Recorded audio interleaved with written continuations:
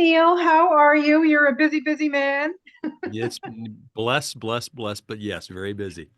Well, it's good because you know what? I'm happy that you're talking about this film because it's absolutely fantastic. So kudos to you, my friend. Congratulations.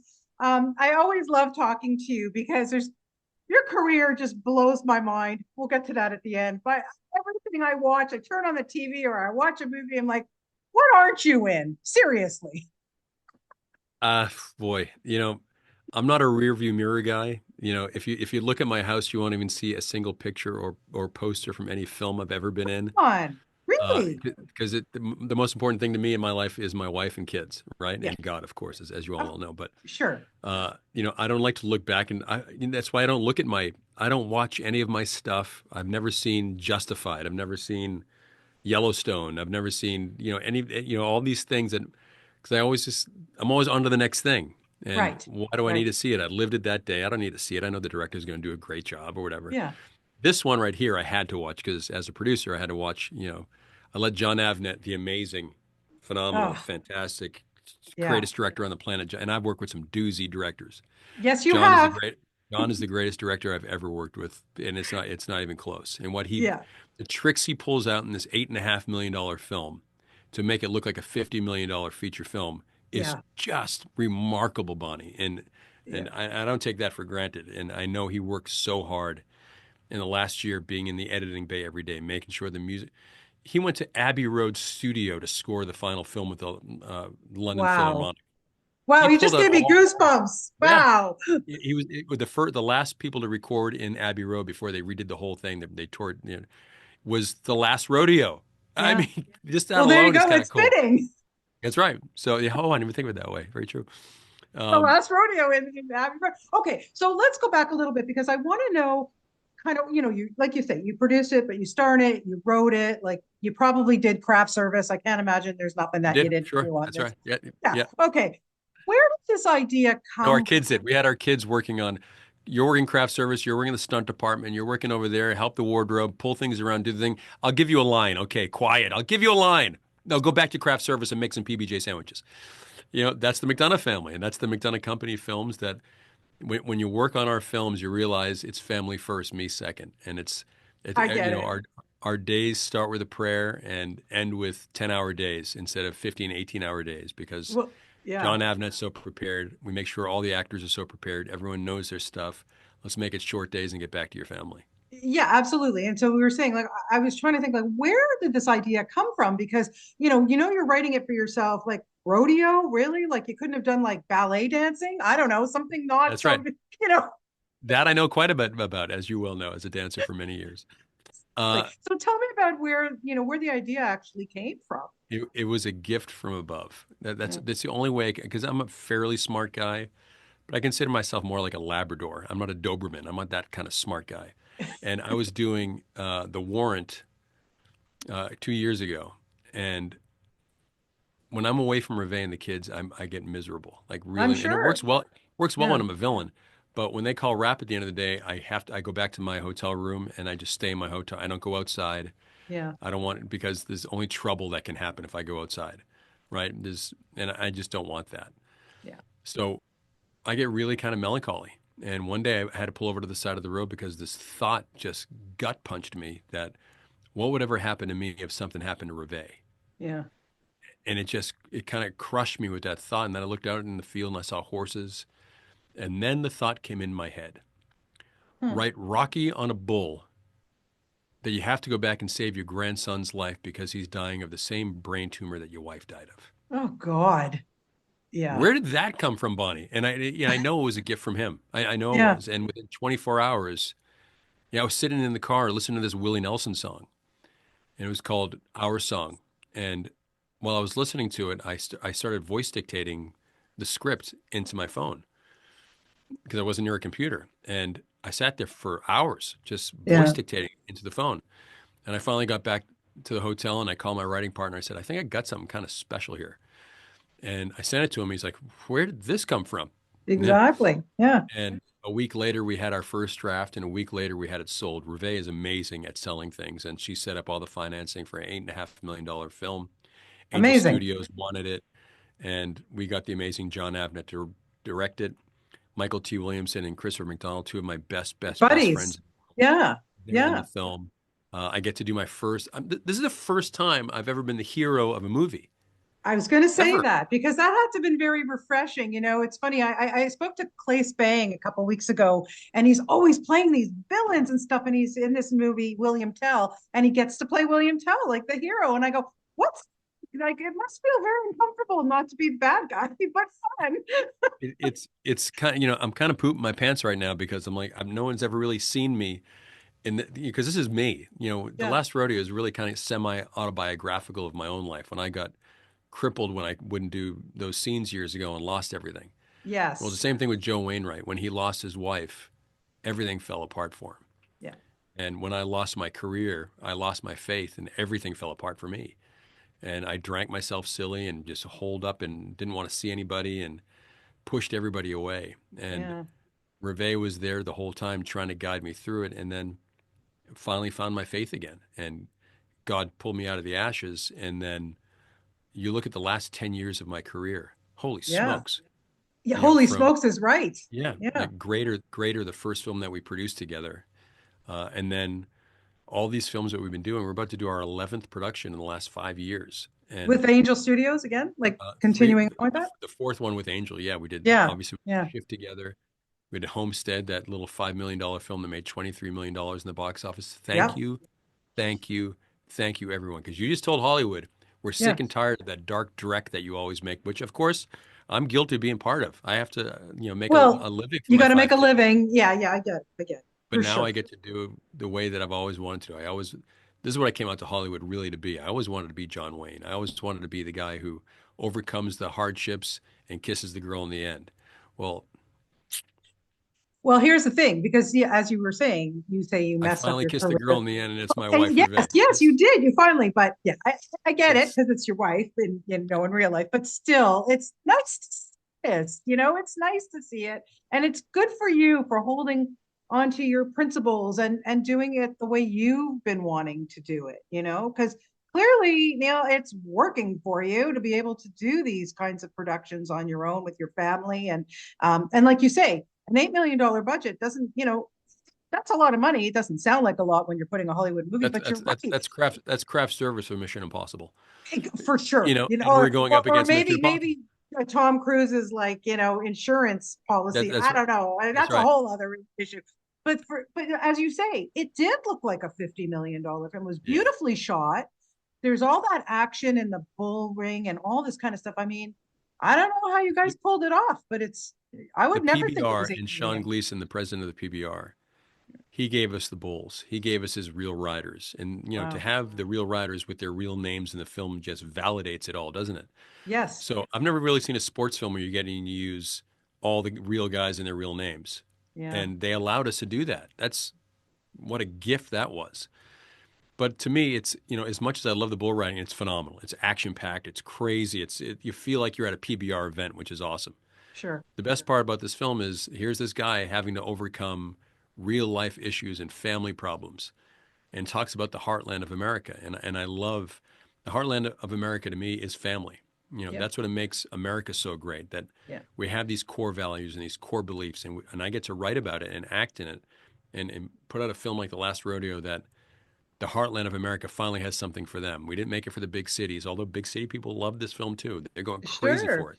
Well, it's But like it's you really, say, it's family values. It's not just yeah, about bull riding. It's like I don't know much about bull riding. I mean, I'm going to Spain this fall, so I'm looking forward to maybe going to one now after seeing your right. film. To be honest with you, I've never been to a bullfight before, but bull riding before. But I also want to talk to you about the cast because, well, let's start with your pals because Michael T and Chris McDonald. How wonderful to have them. But Michael T plays your buddy Charlie, who you're feeding off each other as best pals, and he's kind of telling you like how it needs to be, your character. But I can't imagine that real life didn't kind of intervene in there with your relationship with him because it's so genuine, right? I adore Michael T. He's my brother, and Yeah. we've been that way since we met each other in Boomtown 25 years ago. Yeah. And Sandra and his girls and Reve and our kids, and Chris McDonald is the same. I don't have a whole lot of friends. I've Yeah. got a lot of acquaintances, but guys that that I take a bullet for. And those are probably there are two. Those two are it. And I got to put them both in the film. I got John Yeah. Avnet to direct it, my favorite director of all time. Amazing. Michael T. and Chris, my favorite guys and actors of all time. And I get to kiss my actual wife, Reve, in the film at the end of the film. Are you kidding me? Seriously. I'm I'm the luckiest dude that I know. Everyone says, "Yeah, but you went through some such hard stuff." I'm like, "Yeah, but that was a blessing. That was a gift." Yeah. Sometimes it's good to be crucified Yeah. and Yeah. feel Yeah, the for pain, sure. and then you realize Yeah, that what puts it what into life is really perspective. about.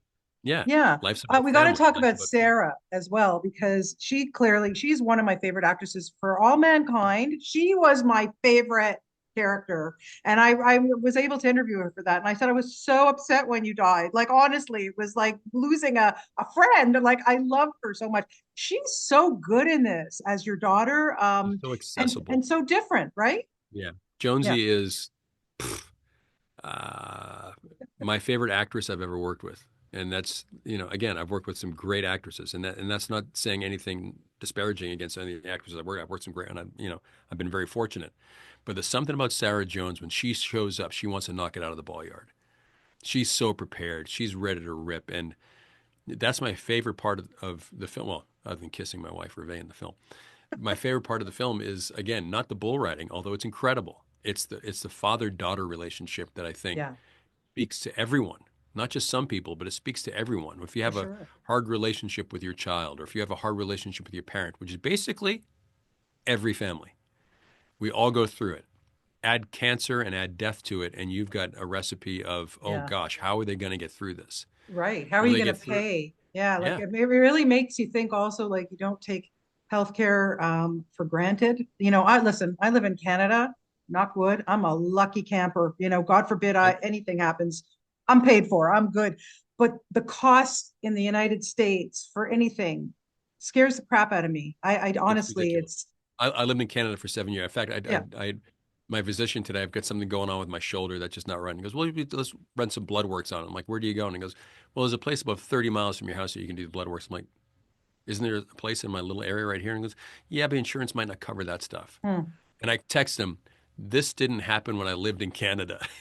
It was so easy, Yeah. so Yeah, I miss, I don't take it for granted one bit, not no. one bit, especially after seeing your film too, because it does put it into perspective. Like, how do families pay for this kind of stuff? Of How does course. the greatest country in the world not take care of its people a little bit better? Yeah. That's what the insurance companies are kind of running the show, and it shouldn't be that way. And No, I have no. so many friends who are suffering from this or that because they can't afford, you know, over the weekend, uh, this one young man who's great friends of the Semlers who are great friends of ours. They have this massive ranch in Nashville, Yeah. and this other family kind of runs the ranch. And Tavin Bagsby, he's he's a great young rider. He has 100 buckles in his room. He's 22 Wow. years old, and he got trampled by.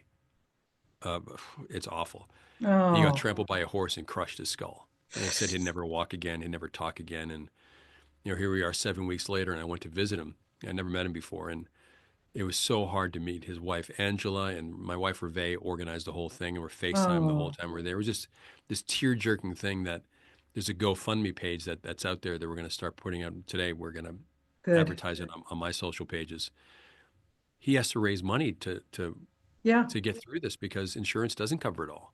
Right. And, Right. and it's so hard, these situations in life that so many people can't be taken care of because our government doesn't take care of us enough. And it's just really, it's a hard situation. I'm not a politician, but No, no, no. It's I'm a common sense guy. If we're supposed to yeah. be the greatest country in America, and in California, here I am paying, an extra 15% in taxes to our government. Where's that tax money going? It's not going to our schools. It's not going to our roads. It's not defunding our police force and our Yeah. fire department, obviously, but there's no health care. Thank God Where for does the your money go fire to? department. My God, Yeah, that's yeah. it's just Yeah. it's awful. And sorry, I went off on a tangent there, but No, it no, no. just It's important. I but think that's it's a big part important. of this film is that Yeah. Yeah. the healthcare problem in America is just kind of astounding. Yeah, absolutely. Yeah. Like I What say, I don't take 58-year-old guy wants to go back on a bull and put his life on the line knowing, look, what choice does Joe Wainwright have? He's none. either going to go die on a bull and prove to his grandson that he loved him more than anything, Yeah. or he's going to win this thing and he's going to help save his grandson's life. There's no Yeah. choice there that he has. And so many guys and women out there don't have a choice, and they have to do certain things to, help out their family. So it's really, the film's all about what are you prepared to do to help your family? And I Yeah. just love speaking to that. Yeah, yeah, no, it's a beautiful film. Like I said, I enjoyed it. I cried, I laughed. I mean, it's everything, but it's so heartwarming. It's yeah, it just I can't say enough about it. I don't want to take your whole day, but I do want to ask you one question. And I know How you did you say know you that? Because don't. they're saying wrap it up. Yeah, no. But I'm gonna just I'm with ask you you, one more Bonnie. Let's question. go. I'm gonna ask you one more question, my friend.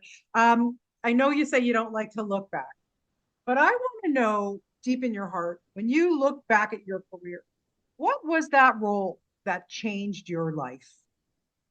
Oh, it's not even close as Band of Brothers. Ah, Here was a guy who had been in the business for 7 or 8 years, and I'd done pretty well. I did, you know, Star Trek First Contact. I got to fly the Enterprise, and I thought that would be a catapult for my career, or from Angels in the Outfield, or any of these other films I did back in the '90s. yeah, Ravenous. I thought, okay, here it is. This is going to blow up, and it bombed, and I got so disheartened. I'm like, you know what? I'm just going to go back to Cape Cod, Massachusetts, where I grew up. I'm going to, work in the motel, the family business. My parents had this small mom and pop motel, and I'll take that over and do local theater or something. But I gave it a shot, and what the heck, it was great. It was a lot of fun. sure. And then I got a call from a friend of mine saying Steven Spielberg is looking for you to be in the show called Band of Brothers. I'm like, what did you just say? How does Steven Spielberg even know who I am? He loved you in Angels in the Outfield. I'm like, what? And he's been following your career ever since. I'm like, what career? And then I got up when I finally did it. Those guys are still my best buddies. Our text threads, you'd turn maroon with some of the I words can that are said. imagine. Oh, it's just nothing sacred. Yeah, Um, I got to work with Steven Spielberg and Tom Hanks. I yeah, got to play an American hero in Buck Compton, but I got to meet my wife of 25 years now, Reve, and amazing. what a blessed, phenomenal thing that was. So, Bender Brothers was without question my favorite TV show that I've ever done, hands Yeah, down. But my favorite movie I've ever done is this poster that's sitting right behind me. And yeah, again, you guys love films like this. Please go and support it. Go out to the cinema, bring the whole family. Tell Hollywood you want to see more films like this. And to write, produce, and star in a film alongside my wife and my best friends, yeah. and to give glory to him at the same time. My gosh, Bonnie, I don't know. I I'm just telling you, yeah, you've got something going there, Neil. And by the way, you're talking about a Desperate Housewives reboot, which I don't know, but keep that in the back pocket. You could just show up as a neighbor or something. So just keep that in mind too, right? Crazy Dave gets out of prison. You never know. You I love never it. know. Love it. Neil, always a pleasure to talk to you. Thank you so much for your gracious time today. I took a lot of time. So thank you so much. And Great seeing best you of again, luck with the Bonnie. film. It's beautiful. And I look forward to the next one where we can speak about that too. Thank you You so betcha. much. God Okay, bless you. take Thanks, care. Bonnie. Bye-bye. Bye bye. Bye.